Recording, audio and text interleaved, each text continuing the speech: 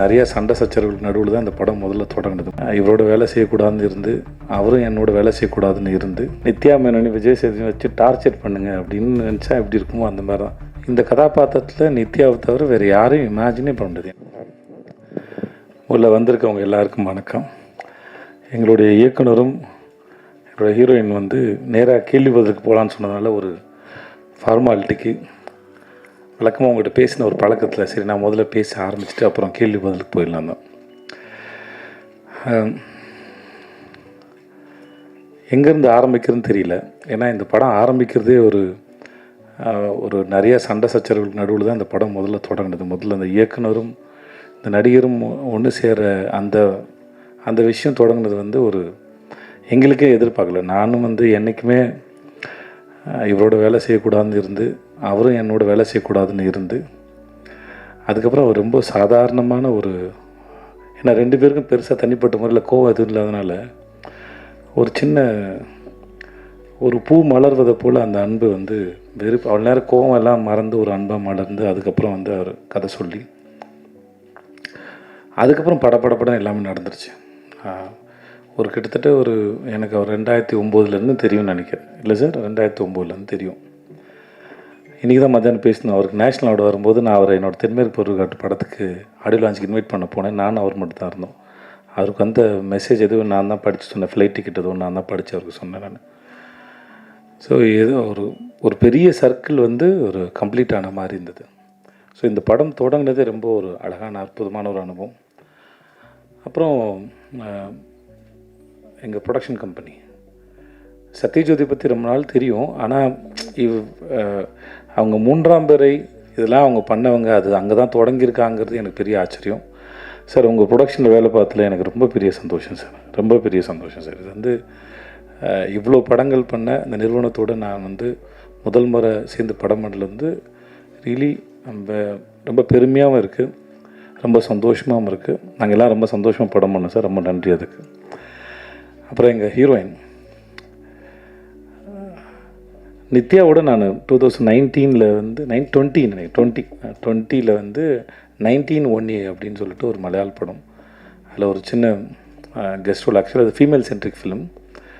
அந்த டைரக்டர் அவங்க பேர் இந்து. ஸோ அவங்க நித்யா தான் நடிக்கிறாங்க, எனக்கு தெரியாது. ஆக்சுவலாக இந்துவோட கதை அது பிடிச்சி போய் அவங்களுக்காக பண்ணலான்னு சொல்லி போனது அது. அப்போ ரெண்டு பேரும் ஏதாவது ஒரு நல்லா எல்லாம் சேர்ந்து போய் இது ஒரு படம் ஒர்க் பண்ணுவோம் அப்படின்னு பேசிட்டு வந்தது. அதுக்கப்புறம் இப்படி நடக்கும் எதிர்பார்க்கல. ஏன்னா இந்த மாதிரியான ஒரு படம் நித்யாவோட ஒர்க் பண்ண ரொம்ப ஆசை இருந்துச்சு. ஆனால் இந்த மாதிரியான ஒரு படத்தில் அவங்களோட ஒர்க் பண்ணதை பெரிய சந்தோஷம். படம் பார்க்கும்போது அவங்க எல்லாருக்கும் தெரியும். இந்த கதாபாத்திரத்தில் நித்யாவை தவிர வேறு யாரையும் இமேஜினே பண்ண முடியாது. எனக்கு தெரிஞ்சிருக்கேன் அவங்க பண்ண எல்லா படத்துலையும் அப்படி தான் நினைக்கிறேன். நித்யா ஒரு படம் நடித்தாங்கன்னா அதுக்கப்புறம் அந்த இடத்துல வேற ஒருத்தரை வச்சு பார்க்கவே முடியாது. அதுதான் நித்யா. ஏன்னா அது சும்மா வந்தோம், இது சீனு, இது டயலாகு, ஓகே இது கோரியோகிராஃபி, இதை நடிப்போம் அப்படின்லாம் இல்லை. அதை முழுமையாக புரிஞ்சுக்கிட்டு அது என்ன பண்ணலாமோ, இன்னும் எப்படிலாம் பண்ணலாமோ, டைரக்டருக்கு என்னெல்லாம் தேவையோ அது எல்லாத்தையும் சரியாக புரிஞ்சுட்டு அதை சரியாக பண்ணிடணும் மெனக்கிடக்கூடிய ரொம்ப அற்புதமான ஒரு ஆர்டிஸ்ட்டு. நான் நித்யாவோட ஒர்க் பண்ணது ரொம்ப பெரிய சந்தோஷம். தேங்க்ஸ் நித்யா, அந்த படத்தில் நீங்கள் ரொம்ப நன்றி. பாண்டா சார் பற்றி சொல்லிட்டேன், சண்டே பற்றி தான் சொன்னேன். ஆனால் நிறைய பேரோட ஒர்க் பண்ணியிருக்கோம். ஆனால் அது ஒரு பிரயாணம் மாதிரி வச்சுக்கோங்களேன். நம்ம ரொம்ப தூரம் பிரயாணம் போயிட்டே இருப்போம். அந்த பிரயாணம் செய்யப்பட்டு ஒரு 500 கிலோமீட்டர் பிரயாணம் பண்ணுறோன்னா ஒவ்வொரு கிலோமீட்டரும் மனசில் தங்காது.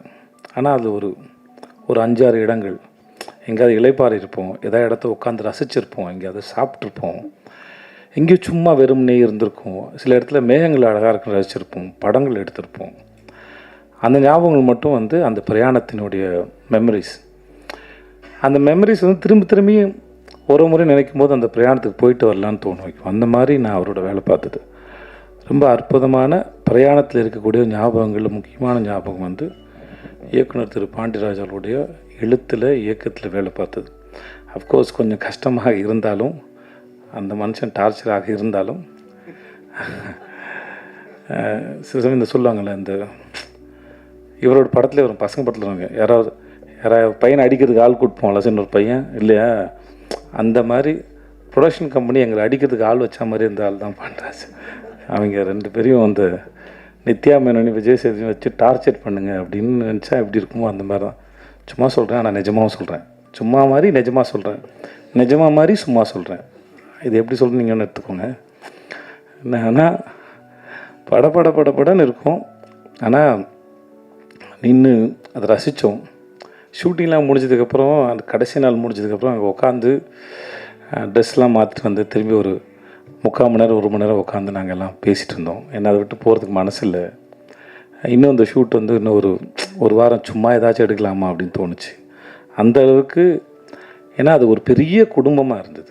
எல்லாருமே சரி, தீபாக்காவாக இருக்கட்டும், சரவணன் சாராக இருக்கட்டும், ரோஹனாக இருக்கட்டும், எங்கள் தங்கச்சி அறிஞர் ராகவர்த்தி, அவங்க பேர் என்ன சார், ரோஷினியாக இருக்கட்டும், குழந்தைங்களாக இருக்கும், மகிழினி. ஆக்சுவலாக அந்த குழந்தை வந்து முதல்ல ஆண் குழந்தையா அந்த ஸ்கிரிப்டில். அவள் பேர் மகிழினி.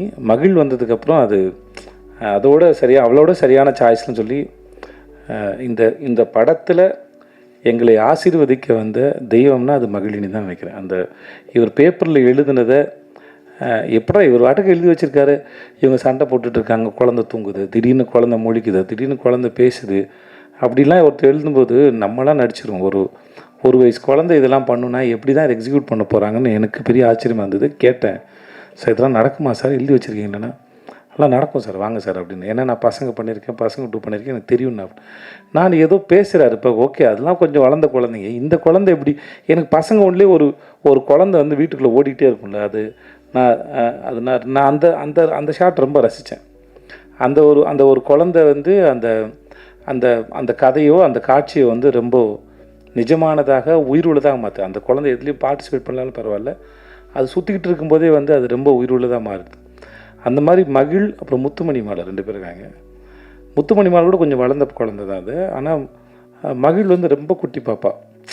ஆனால் இந்த கதையில் ஒரு டைரக்டர் என்னெல்லாம் எதிர்பார்த்தாதோ அது அத்தனையும் ரொம்ப அழகாக பண்ணால், ஒரு ஸ்டேஜில் எங்களை புரிஞ்சுக்கிட்டா ஓகே, இந்த ஷார்ட் எடுக்கிற நேரம் மட்டும்தான் இவங்க கூட இருக்கணும் இல்லையா, மற்ற நேரம் நான் எங்கள் அப்பா கூட இருந்துக்கலான்னு. பட் அந்த குழந்தை வந்து நித்யாவோடையும் தீபா கூட ரொம்ப பெட்டாக இருந்தது. என்னை பார்த்து கொஞ்சம் பயப்படும். பட் மகிழ் வந்து இந்த படத்துக்கு வந்து எங்களுக்கு வந்து எங்களையும் எங்கள் தயாரிப்பாளரையும் படம் பார்க்க போகிறவங்க எல்லாரையும் கண்டிப்பாக மகிழ்விக்கக்கூடிய ஒரு அவள் வர சீன்லாம் வந்து உங்கள் எல்லோரும் ரொம்ப பிடிக்கும். அது அவ்வளோ உயிரோட்டமாக இருக்குன்னு நம்புகிறேன். அப்புறம் எங்கள் தனித்தனியாக பாராட்டினா இல்லை சொல்லணுன்னா எங்கள் டீமில் வந்து அவ்வளோ பெரிய ஆக்டர்ஸ் இருக்காங்க. செம்மன் வினோத் சார், அப்புறம் அவங்க ஒய்ஃபாக நடித்தாங்க சார், அவங்க பேர் ஜானகிம்மா. ஐயோ ஓகே, அவங்க இப்படி படத்தில் வந்துட்டு போகிறா. இப்போ இன்ட்ரடியூஸ் பண்ண அந்த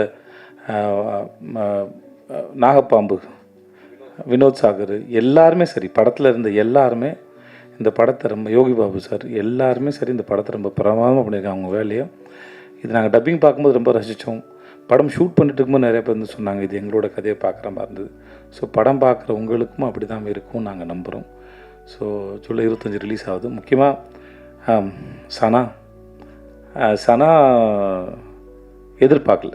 நான் வந்து ஒரு ஆல்பமே வந்து இவ்வளோ சிறப்பாக பண்ணி தருவாருங்கிறது பழக்கமாக அவர் பண்ணுறது தான். பட் நம்ம படம்னு வரும்போதில் கொஞ்சம் எல்லாம் சரியாக அமைஞ்சுன்னு ஒரு பயம் இருக்கும். பட் சனா வந்து இந்த படத்துக்கு வந்து ரொம்ப பிரதமாக பண்ணி கொடுத்தாரு.